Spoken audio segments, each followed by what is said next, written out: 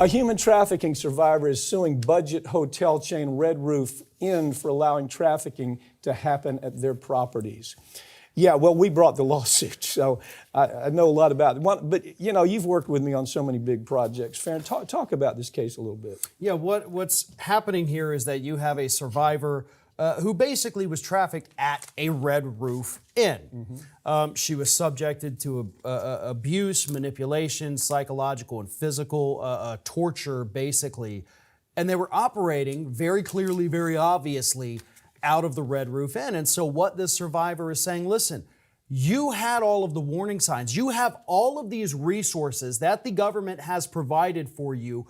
You could have stepped in and saved me and countless other women.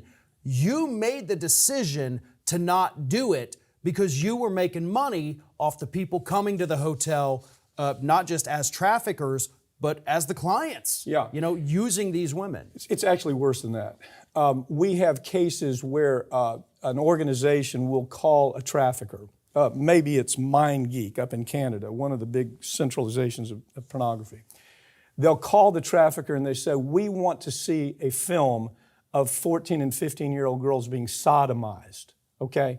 So they go rent the room. The trafficker rents the room. They rent a suite for a week.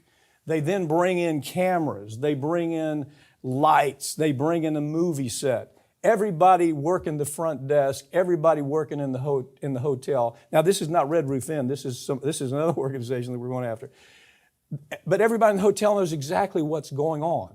These kids are walking around, 14-year-old kids that are being sodomized up in the hotel room. They take breaks, so they walk around in negligees all around This is the kind of stuff that you can't just ignore and say, well, we don't have any standards. We don't have to worry about standards.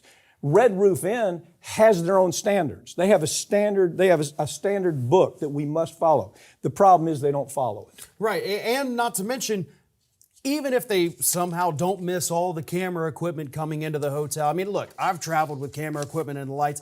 Those are big, giant containers you have to wheel through, move around people. Yeah. And I'll say, nobody's ever looked at us twice. I mean, not that we're doing anything bad, but they don't care. They just pretend it doesn't exist. But they also had complaints on their own message boards of people who had just stayed in the hotel telling them, listen, you have lots of pimps hanging outside this hotel. I'm here with my family on vacation, and we can't walk through the lobby without all of the pimps offering us, do you want a woman for tonight? Yeah. That's on their own message board, the people making complaints about staying in the hotel. So they had all of the evidence, knowing that this was happening. Yeah, it's always knowledge. It's like the trucking case where they load up kids in California in an 18-wheeler. They have little separate bedrooms in an 18-wheeler. They go across the country calling truck stops all along the way. We'll be there in a half an hour. People come in, have sex with these children, and leave.